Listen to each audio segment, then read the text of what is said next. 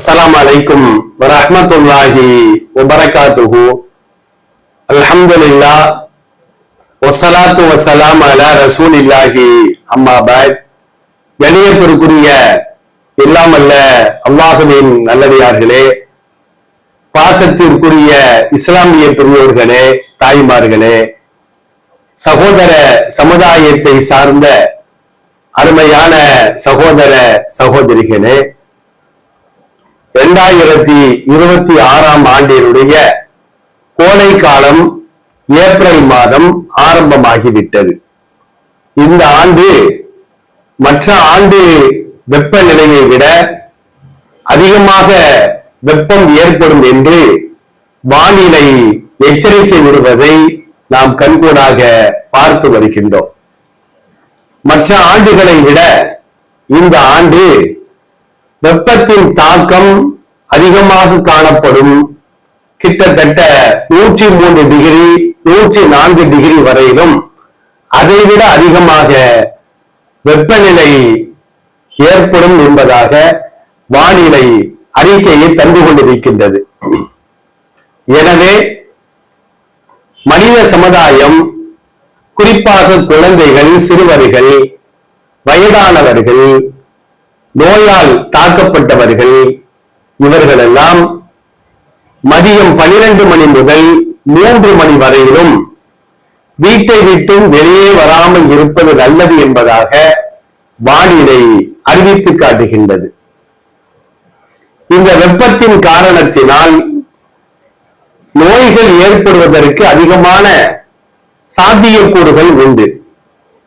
சில பேருக்கு வயிற்றுப்போக்கு ஏற்படலாம், சிலருக்கு மஞ்சள் காமாலை வரலாம், நீர் வறட்சி ஏற்படலாம், தலை சுற்றல், தலைவலி, வெப்ப பக்கவாதம், அதே நேரத்திலே தசைப்பிரிப்பு, தோல் அரிப்பு, வியர்க்குரு போன்ற நோய்கள் எல்லாம் ஏற்படுவதற்கு அதிகமான வாய்ப்புகள் இருப்பதாகவும் வானிலை எச்சரிக்கையாக சொல்கின்றது. இது போன்ற தாக்கங்கள் ஏற்படாமல் இருப்பதற்காக ஒவ்வொருவரும் அடிக்கடி சுத்தமான நீரை பருக வேண்டும். தாகம் இருக்கிறதோ இல்லையோ, நாள் ஒன்றுக்கு 4 லிட்டர் முதல் 5 லிட்டர் வரையிலும் தண்ணீரை நாம் குடித்துக் கொண்டே இருக்க வேண்டும். அலுவலகங்களிலே அமர்ந்து பணியாற்றக்கூடிய அலுவலர்கள், ஆண்களாக இருக்கட்டும், பெண்களாக இருக்கட்டும், திருமணமானவர்களாக இருக்கட்டும், திருமணம் ஆகாதவர்களாக இருக்கட்டும், இளைஞர்களாக, முதியவர்களாக, யாராக இருந்தாலும் கூட அமர்ந்தே வேலை செய்யக்கூடியவர்கள் அதிகமாக நீர் ஆகாரங்களை, தண்ணீரோ, மோரோ, இளநீரோ போன்ற நீர் ஆகாரங்களை அவர்கள் அருந்திக் கொண்டே இருக்க வேண்டும் என்பதாக மருத்துவர்கள் நமக்கு தெளிவாக சொல்லி காட்டுகின்றார்கள். இயற்கையான பானங்களைத்தான் அருந்த வேண்டும். கடைகளிலே டப்பாக்களில் அடைத்து வைக்கப்பட்டிருக்கின்ற செயற்கையான பானங்களை தவிர்த்து மோர், இளநீர், எலுமிச்சை சாறு மற்றும் ORS என்றும் சொல்லப்படுகின்ற உப்புச்சத்து கரைசல், இவைகளை எல்லாம் அடிக்கடி நாம் அருந்திக் கொண்டே இருக்க வேண்டும்.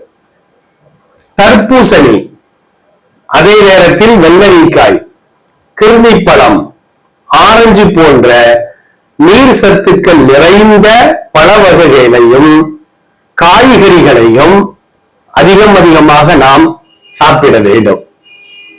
வெளியில் செல்லும் பொழுது இறுக்கமான ஆடைகளை அணியாமல் இறுக்கமில்லாத ஆடைகளை, அதுவும் வெளிர் நிற பருத்தி ஆடைகளை அணிய வேண்டும். ஆண்களை பொறுத்த மட்டிலும் தலையிலே குல்லா வைத்துக் கொள்ளலாம், தொப்பி வைத்துக் கொள்ளலாம்.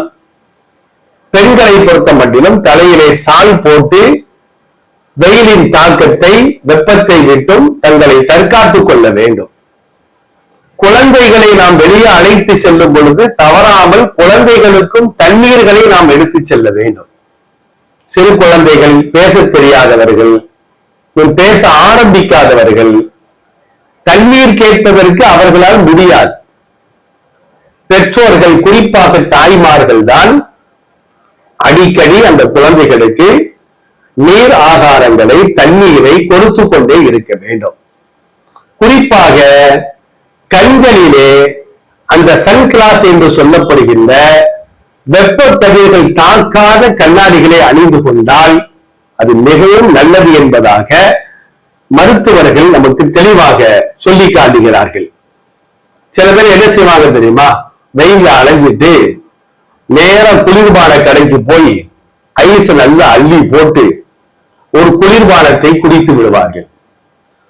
அல்லது வீட்டிற்கு வந்து குளிர்சாதன பெட்டியிலே வைக்கப்பட்ட அந்த குளிர்ந்த நீரை எடுத்து அருந்துவார்கள்.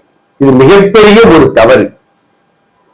வெயிலில் அலைந்து விட்டு வீட்டிற்கு வந்தோ கடைகளுக்கு சென்றோ அந்த குளிர்பானங்களை அருந்துவதனால் சீக்கிரமாக அவர் சளியால் பிடிக்கப்பட்டு இருமல், புகைச்சல் போன்ற நோய்களினால் அவதிக்கு உள்ளாவார் என்பதையும் மருத்துவர்கள் நமக்கு தெளிவாக சொல்லி காட்டுகிறார்கள்.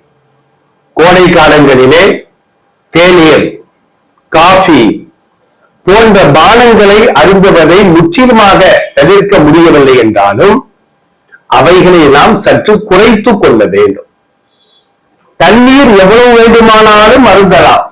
ஆனால் தேநீர், காஃபி போன்ற பானங்களை தவிர்த்துக் கொள்வது நல்லது என்பதாக மருத்துவர்கள் சொல்லி காட்டுகிறார்கள். சில பேருக்கு வெப்பத்தினால் சோர்வு ஏற்படும். அந்த சோர்வின் அடையாளம், அறிகுறி என்னவென்றால் அதிகமான தாகம் ஏற்படும், தலை சுற்றல் ஏற்படும், குமட்டல் ஏற்படும், வாந்தி ஏற்படும், மயக்கம் உண்டாகும். சில பேருக்கு வயிற்றுப்போக்கு ஏற்படும், தசைப்பிடிப்பு ஏற்படலாம். இவைகளெல்லாம் கவனித்து மருத்துவர்களிடம் சென்று முறையான மருத்துவத்தை நாம் மேற்கொள்ள வேண்டும்.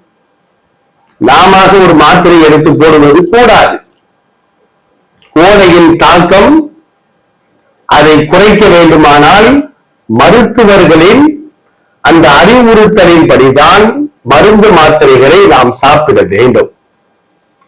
முதியோர்கள், குழந்தைகள் இவர்கள் மீது நாம் அதிகமான கவனங்களை செலுத்த வேண்டும். அவர்களை வெளியே செல்வதை விட்டு நாம் தடுக்க வேண்டும். கோடை விடுமுறை நாட்களில இளைஞர்களும் சிறுவர்களும் என்ன செய்வாங்கன்னா கிரிக்கெட் விளையாடுவதற்காக மைதானங்களுக்கு செல்வார்கள். இது ஒரு வரவேற்கத்தக்க ஒரு காரியம் தான். ஏன்னா வீட்டுல உட்கார்ந்தா செல்போனை நோண்டிக்கிட்டு இருப்பாங்க, அது வேறு வகையான கேம்கள் விளையாண்டுட்டு இருப்பாங்க. அதனால பல வகையான இடையூறுகள் ஏற்படலாம். ஆனால் வெளியில் சென்று விளையாடக்கூடிய அந்த இளைஞர்கள் அருந்துவதற்கு தண்ணீரை அவர்கள் சுமந்து செல்ல வேண்டும். தாகத்தோடு தாகத்தை தாங்கிக் கொண்டு அவர்கள் விளையாடுவது கூடாது. ஏன்னா பெரும்பாலும் தாகம் ஏற்படுகின்ற நேரத்தில் தண்ணீரை அருந்தவில்லை என்றால் சிறுநீரகங்கள் பாதிக்கப்படும், மற்ற உறுப்புகள் பாதிக்கப்படும். மஞ்சள் காமாலை என்று சொல்லப்படுகின்ற நோயினுடைய தாக்கம் இந்த கோடை காலத்தில் தண்ணீர் அருந்தாத காரணத்தினால் ஏற்படுவதற்கு வாய்ப்புகள் மிக மிக அதிகம் என்பதாக மருத்துவ உலகம் தெளிவாக சொல்லி காட்டுகின்றது. கர்ப்பிணிகள் தயவு செய்து கோடை காலத்தில் வெளியே செல்வதை தவிர்த்துக் கொள்ள வேண்டும். அதிலும் குறிப்பாக பகல் 12 மணி முதல் மதியம் 3 மணி வரையிலும் அந்த வெயிலின் தாக்கம் அதிகமாக இருக்கும் என்பதாக வானிலை நமக்கு எச்சரிக்கையாகவே சொல்லி காட்டுகிறது. நமக்கு உடலிலே என்ன மாற்றங்கள் ஏற்பட்டாலும் சுயமாக மருந்து மாத்திரைகளை சாப்பிடுவதை முற்றிலுமாக தவிர்த்து, எல்லா காலங்களுக்கும் இது பொருந்தும், அதிலும் குறிப்பாக கோடை காலத்தில் உடலில் ஏதாவது மாற்றங்கள் ஏற்படுமானால் அந்த மாற்றங்கள் ஏற்படுவதற்கு காரணம் என்ன? நம்ம என்ன மருத்துவமா படிச்சிருக்கிறோம்? அதற்கென்று படித்தவர்கள் மருத்துவம் செய்வதற்கு தயாராக இருக்கிறார்கள். அப்ப அவர்களை சந்தித்து இந்த மாதிரி ஒரு மாற்றம் ஏற்படுகிறது என்றால் அவர்கள் பரிசோதனை செய்து நம்முடைய வயது, நம்முடைய உயரம், நம்முடைய எடை இதையெல்லாம் கவனித்துத்தான் அதிகமான வீரியம் கொண்ட மாத்திரைகளை தருவதா, குறைந்த வீரியம் கொண்ட மாத்திரைகளை தருவதா என்று அவர்கள்தான் முடிவு செய்ய வேண்டும். அதே நேரத்துல இப்ப நமக்கு தாகம் எடுக்குதுன்னா நம்ம தண்ணியை எடுத்து குடிச்சிருவோம். நம்மள்கிட்ட இல்லாத அடுத்தவங்கள்ட்ட வாங்கியாவது நம்ம குடிப்போம். கோடை காலத்தில் பயணங்கள் செய்யக்கூடியவர்கள் தனக்கு தேவையான தண்ணீரை நாம் எடுத்து செல்ல வேண்டும். நமக்கு அருகில் உள்ளவர் தண்ணீர் கேட்டாங்கன்னா கொடுத்து நாம் உதவ வேண்டும். அல்லாஹ் அதற்கு மறுமையில நமக்கு நன்மையை தருவார். பசித்தவருக்கு உணவு கொடுத்தால், தாகித்தவருக்கு தண்ணீரை நாம் கொடுத்தால், ஆடை இல்லாதவருக்கு ஆடையை நாம் கொடுத்தால், அதே நேரத்தில் நோயாளிகளை நலம் விசாரித்தால், இது எல்லாமே அல்லாஹ்வுக்கு கொடுத்ததற்கு சமம். நபி ஸல்லல்லாஹு அலைஹி வஸல்லம் ஒரு ஹதீஸின் மூலமாக சொல்லி காட்டுகிறார்கள்.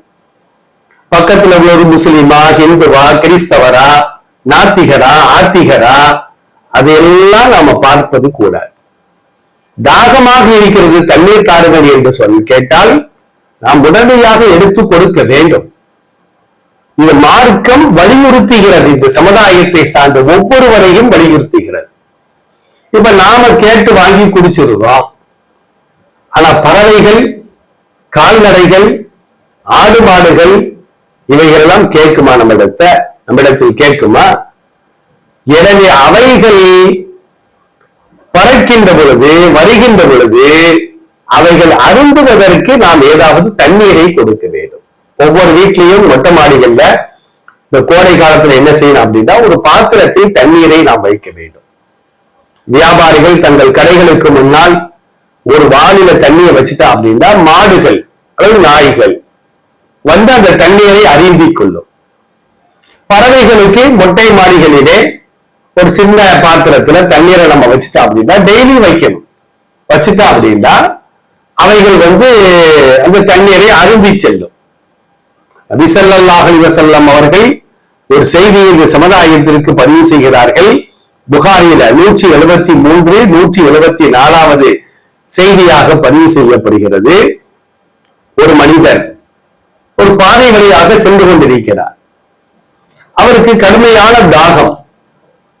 பக்கத்துல ஒரு கிணறு, வாளி இல்லை, இறைத்து தண்ணீரை எடுத்து குடிப்பதற்கு வாளி இல்லை.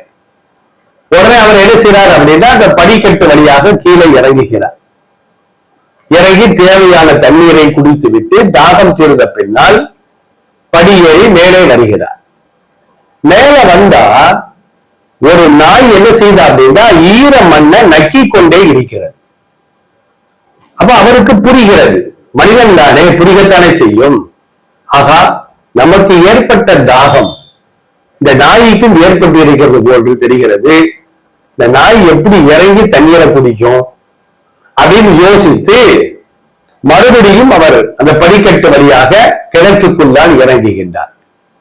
தன் காலில் அணிந்திருந்த அந்த சூழி தண்ணீரை நிரப்பி மேலே வந்து அந்த நாய்க்கு புகட்டுகின்றார். இந்த செய்தி சஹாபாக்களுக்கு தெரியுது, ரசூலுல்லாஹ் வரைக்கும் இந்த செய்தி போயிருது. அப்ப நபி ஸல்லல்லாஹு அலைஹி வஸல்லம் என்ன சொன்னாங்க தெரியுமா? ஒவ்வொரு உயிரினத்திற்கும் உணவு கொடுத்தால், நீர் கொடுத்தால் அல்லாஹ் அதன் மூலமாக நன்மையை தருவான். இவர் நாய்க்கு தண்ணீரை புகட்டி அதன் தாகத்தை தீர்த்து வைத்த காரணத்தினால் அல்லாஹ் இவரது பாவத்தை மன்னித்து இவருக்கு அல்லாஹ் நன்றி செலுத்துகிறான் என்று நபி ஸல்லல்லாஹு அலைஹி வஸல்லம் சொன்ன செய்தி புகாரியில 173, 174வது செய்தியாக பதிவு செய்யப்படுகிறது. அது எந்த கால்நடைகளாக இருக்கட்டும், விலங்குகளாக இருக்கட்டும், பறவைகளாக இருக்கட்டும், நாம் அருந்துவதற்கு வைத்திருக்கின்ற தண்ணீரில் வாய் வைத்தாலும் அவைகளை துரத்தி விடக்கூடாது. நமக்கு ஏற்பட்ட தாகம் தானே அதற்கும் ஏற்படும். நாம் தான் அவைகளுக்கு கொடுக்க வேண்டும் என்பதை இந்த இஸ்லாம் மிகவும் வலியுறுத்துகிறது. இந்த கோடை காலத்தில் நம்ம வீடுகளை தட்டி யாராவது ஒருவர் எனக்கு தாகம் தீர்ப்பதற்கு தண்ணீர் தாருங்கள் என்று கேட்டால் ஆளை பார்ப்பது கூடாது. மதத்தை பார்ப்பது கூடாது, நிறத்தை பார்ப்பது கூடாது, மொழியை பார்ப்பது கூடாது. அவருக்கு தாகம், அவ்வளவுதான். அவர் ஒரு மனிதர். தாகம் இருக்கிறதா, இதோ நான் தண்ணீர் தருகிறேன் என்று அவருக்கு தண்ணீரை கொடுக்க வேண்டும். தாகம் தீர்ப்பதற்கான தண்ணீரை, அது சுத்தமான தண்ணீரை, சும்மா கழிவு தண்ணீரை தூக்கி கொடுத்துடக்கூடாது. நாம எதை அருந்துவோமோ அதைத்தான் அவருக்கு நாம் கொடுக்க வேண்டும். லந்தனாலில் பிர்ர ஹத்தா துன்ஃபிகு மிம்மா துஹிப்பூன். நீங்கள் பிரியப்படுகின்ற ஒன்றை அல்லாஹ்வின் பாதையிலே நீங்கள் செலவு செய்யாத வரையிலும் நன்மையை பெற்றுக்கொள்ள முடியாது என்று அல்லாஹ் அல் குர்ஆனில் சொல்லி காட்டுவதை போன்று நாம் அருந்துவதற்கு வைத்திருக்கின்ற சுத்தமான தண்ணீரை தான் மற்றவர்களுக்கும் வழங்க வேண்டும். கோடை காலத்தில் நாமும் நீர் அருந்த வேண்டும். ஏழை எளியோருக்கும் தேவைப்படுவோருக்கும் அந்த நீரை நாம் வழங்க வேண்டும். இப்படி வழங்கினால் இதன் மூலமாக அல்லாஹ் நம்முடைய பாவங்களை மன்னிப்பான். இன்ஷா அல்லாஹ் இது போன்ற நல்ல காரியங்களை செய்யக்கூடிய நன்மக்களாக நம் அனைவரையும் அல்லாஹ் ஆக்கி அருள் புரிவானாக. அஸ்ஸலாமு அலைக்கும் வரஹ்மத்துல்லாஹி வபரகாத்துஹு.